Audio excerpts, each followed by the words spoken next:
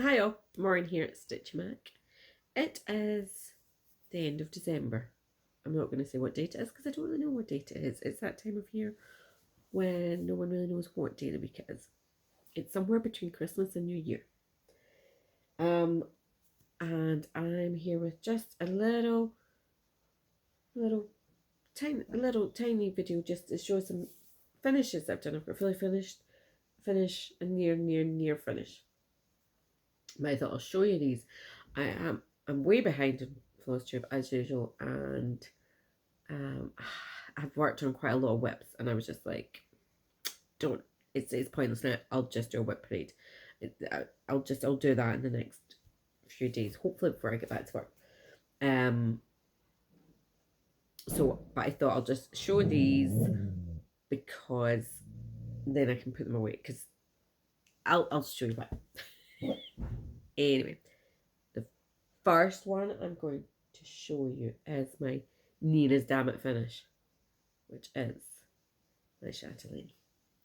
And I'm saying it's Nina's Damn It because I've still got the beading to do. And I'm hoping to do that this week. I'm planning to start this. I got them all, finally got them all out and opened the packet because I hadn't, sorry, I had a bit of a cold. Finally opened up the pack and thought that I bought in like 2009 and thought maybe I should just check this is the actual correct stuff. Like I just bought it and shoved it in a box somewhere. Anyway, I've looked, I've checked, it does have all the stuff in it. Then I had to go back and try and, I thought I had all the files like saved electronically somewhere. Didn't. I only had the last three. I just don't know where they've went. I'd imagine they're maybe on an old PC. I was everything printed out, but I thought, oh, good. If I've got them all electronically, I can look at it on Google Drive. Can't look at it on Pattern Keeper because Pattern Keeper doesn't seem to pick up the numbers, the spaces, and that. But I could look at it on Google Drive, like just as a PDF. Nah, can do that. Anyway, so I sat there all day and I looked, but it's actually quite straightforward where the beading is. There's not that much, and it's obvious where the spaces are. So I am prepared to do this. But anyway, in the meantime, I thought I'll go on and do this just now, just in case I don't get this done, and then I can show you this.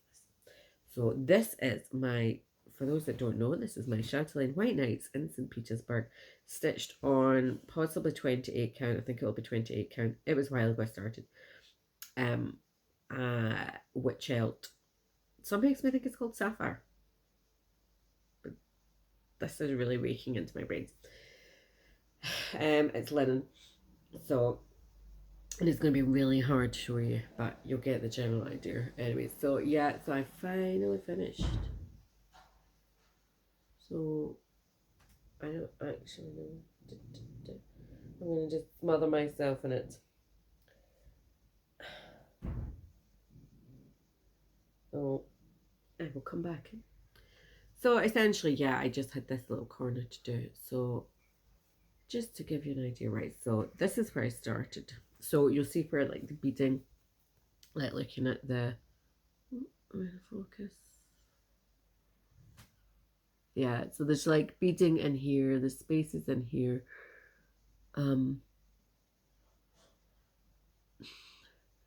There's beading to go around. I think there's quite a bit to go around on this bit. Here. Like that big space there. And some up here.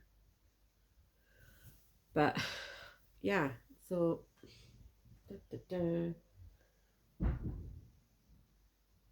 it's hard to.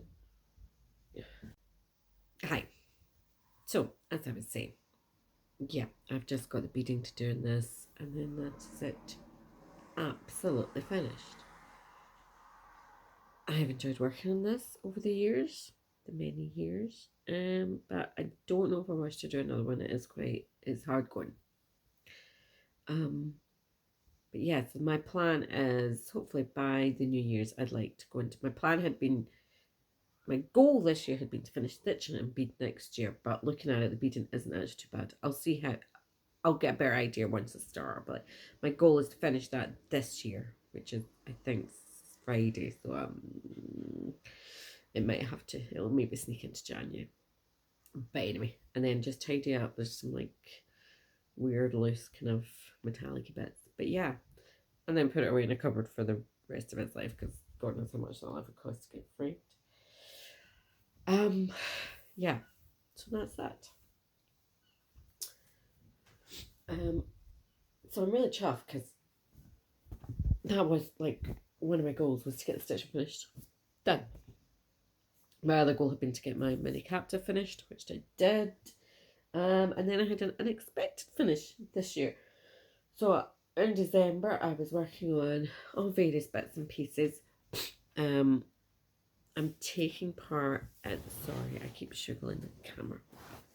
I'm taking part in, there's a Facebook group called Utopia, and it's a German lady who's done this. And it's essentially like a role play thing about we're leaving like the country, we're moving to another country. So we're stitching for stuff to get moving. So like we needed to buy horses, and we needed to buy saddlebags, and we need to buy, we could pay for hotels, inns and things like that. Anyway, it's that kind of idea. It's going, we haven't even like got all our stuff together yet. We've got some horses, some nice horses. But yeah, we haven't like even left to go. You have to leave to go to the kingdom, the king or whoever is in charge, and say, is it okay if we leave? Then you need to come back and get people to come with you, and then you have to buy a boat, and then you have to go. Oh my God. This is going to go on for years. This essentially could go on forever. But it's really good fun, and I'm in a really good group. I'm Italian. I'm an Italian princess. I've got my own suite. I've got my white horse. I mean, I'm living the highlight. But I'm also got a wicked sword. Yeah, it's been good fun. I've got a really good bunch of people that I'm stitching with. So, and it's actually really good because okay, I'll just do this couple hundred stitches because you've got this little bit to do. You're giving presents to other people and doing stuff, and we were trying to fight a fire that just wasn't ever going out.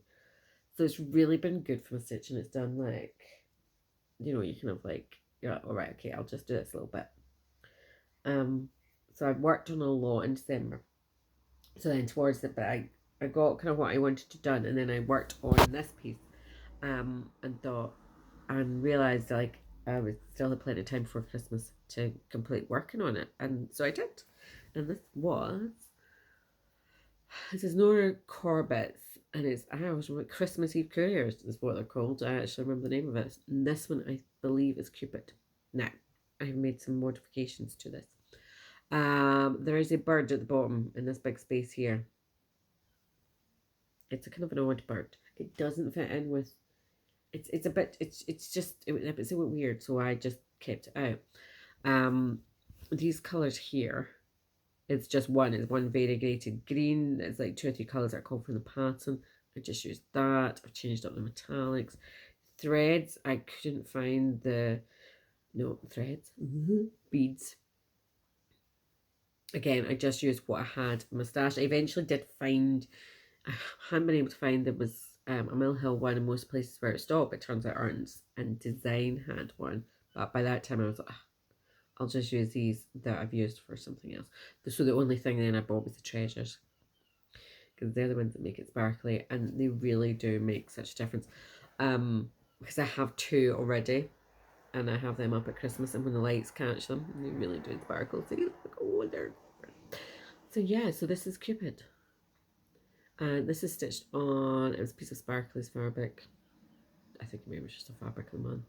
It's kind of a lilac colour. So I have another piece of fabric. So I've done 2 on one piece of fabric. I'll do another one on this. And I really did think I have got the other piece of fabric for it. And I did think I had another one, but apparently I don't. I've looked and I don't. So I'll buy another. Just do next year. But I hadn't intended at all to finish that. I just intended to work on it. But it was stitching up so fast. And I was like, oh, I might actually just get this finished. Which I did. So I'm really pleased with that. So that'll go away. I'll pick up a picture frame for that for next year. So I'll have 3 reindeers. Is it 4 or is it another 5 to go? Because I can never remember. Is it 7 plus Rudolph, or is it 6 plus Rudolph? Dasher, Dancer, Blitz. Oh, who knows? It'll be a while before I ever get to the sleigh. So the only other thing I'm going to show you today, let's see, I've been working on stuff, is a fully finished object.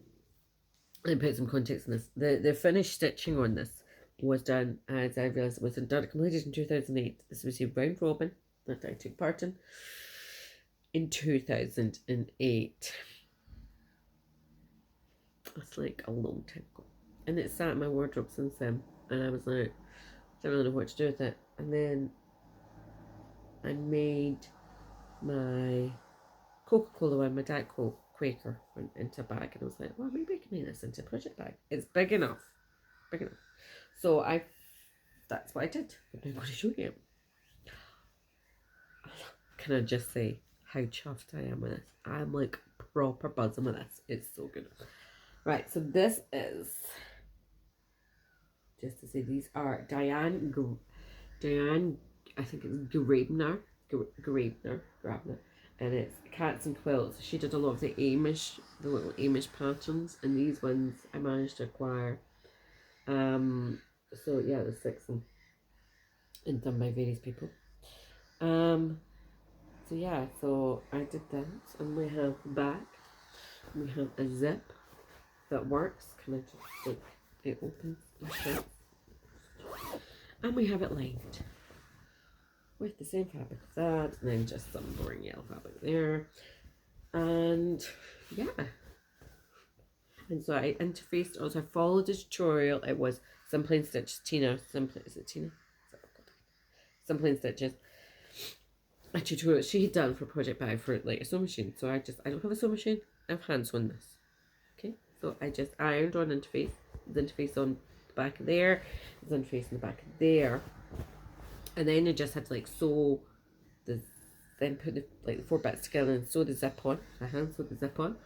And then like top stitch zip, and then like sew around the lining and sew around the outside, and then pull it all in there. And bingo, it works. You don't need a sewing machine.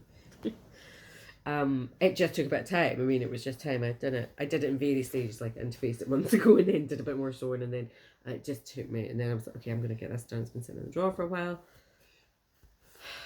and yeah, I'm so chuffed with it because it actually feels like quite felt. So you can, sit it up, kind of. But anyway, yeah. So I'm really pleased that I finally, because I didn't really know what to do with these. It was too big to frame, too small to do that, but and it turned out to be the perfect size for this. So yeah, I'm really chuffed with that. And I want to put in there. So the other thing I'm doing is, I'm going to tackle now is my granny squares. I'm going to try and put all those into a big. I've done enough, I think, for a blank. Well, I actually laid it all out. And I followed the instructions, like I did it the same as the tutorial I followed. And I'm pretty sure, and maybe not as many. It doesn't seem that big. So, maybe I'll have to add to it. But I'm a bit done with it. I'm a bit like, okay, it'll be the size it is. I don't really want to make it any bigger because I'm sick fed up of stitching fucking granny squares. I'm a bit crocheted out. I'm not. I've done 2 scarves and I've done this. I don't think I'll be rushing to do anything more. It's not really. I don't know. It's really my thing. I'm knitting another pair of socks. I don't know if I ever showed you my socks. So I did make a pair of socks. See, they're sitting there next to me because I'm going to put them on shortly because I'm going out a dog walk. See, and I have been wearing these a lot because they're great under my walking boots when I'm out walking the dog. And I'm really impressed actually at how sturdy they are. I'm so used to like cheap crappy ones at Primark. And like you wear them once and they've got a hole in the toe. And these are like pretty robust. Like actual practical wearing socks. So I have another pair to do. They're kind of black and white, so I'll do them next year. Yeah, so it's essentially a kind of finishes video with this. And then I'll do a whip parade because I was debating as to what to do for how to like decide what to do for next year because I don't really have any pieces that are anywhere near finishing. You know, they're all quite like at 10-20%. Nothing's that far on. So I did a whip go board. So I've done that. So I've made my whip go though. Last year I did a whip go board and I just used the kind of numbers really just as numbers that I would work on. I didn't really have any specific goals from, but this time I've kind of set goals from. There's a lot of little smalls on it to finish off all the wee kind of smalls I've got, and then a few of the full coverage pieces. And they are. I've like looked and seen how far on away, and I'm like, okay, if I get to like 20% with that, or if I get to like 5,000 stitches, because it's kind of just, and then I'll do that. And then like next year I'll see where I'm at and see if any of them are in nearer finishing. And I'll focus on them. It might mean that there'll be some stuff I won't touch next year because this year I did stitch on every single whip I have. Excuse me, but I think maybe next year I won't. I'll maybe try and concentrate on a few and try and get some of them a bit further on. So that's my plan for that. I'm gonna my main focus piece will be my cartographical world map thing, which is a big huge piece. I'm gonna try and get another 10% done on it. I'm trying to finish, and I'm trying to get to the 10% before the new year. It's like 9.81% or something like. I will get it done. So I start the new year on 10% and do another 10% next year. And that's my plan for that. And then towards the end of the year, I have a crazy idea for the World Cup. The World Cup is in November and December, I found it. And I've thought about doing like a tournament thing but I need 30. I hadn't realised there was 32 countries. I thought there was less countries than that. So I have to, if I don't think I'm going to have 32 whips. I'm not going to have 32 whips that are going to be big enough to do or have enough. Anyway, I don't think I'm going to have 32 whips. If I do, I'll allocate one to each team. If I don't, I'll maybe have to double up. And I need to double it up where the way the groups are that they won't meet again. Or I'll do like a really high seeded one and a lower seeded one. Anyway. But my idea is like I'll do 32 groups. Stitch so many for every 32. For the first round I'll stitch like, I'm going like 50 stitches for each whip. And then the winners of those groups that go through to the next one, then on those whips I'll stitch 100. And then when it gets, I think it goes, that's the last 16, and then it goes to the quarterfinals. So then I'll do like 200 on each of those whips. Semi-finals, then final, and then the winner. So it's the winner gets the most stitches. That's my plan anyway. If I've got 32, I need to maybe just tweak it a bit. Ideally, if you've got 32 full coverage pieces to your left, or 32 coverage, it's not going to be just full coverage pieces, it's going to be other whatever pieces are left. But the thing is, it's just if you pick one that's the winner, I'm going to have done like 2,000 stitches probably by the end of it. I don't know, my maths isn't brilliant, but I need one that's got a bit of room to stitch them. But that's my plans for 2022. But I'll go over that more in my whip parade, maybe. Right, anyway, I'm now going to go and put my socks on. And I'm going to take my dog out. She's been lying very patiently on the bed. She's got her head up now. She's hearing people inside. So she's been very patient. I'm going to take her for a walk. It's gone. Yeah, we're going to go for a walk, Rosie. Are we? Are we going to go for a walk? We're going to go and find some pals to play with, Jen. I think that's a yes. Right. I don't know if I can. No, I can't do it. Right, okay. Enough waffling. And I'll hopefully see you soon. Goodbye.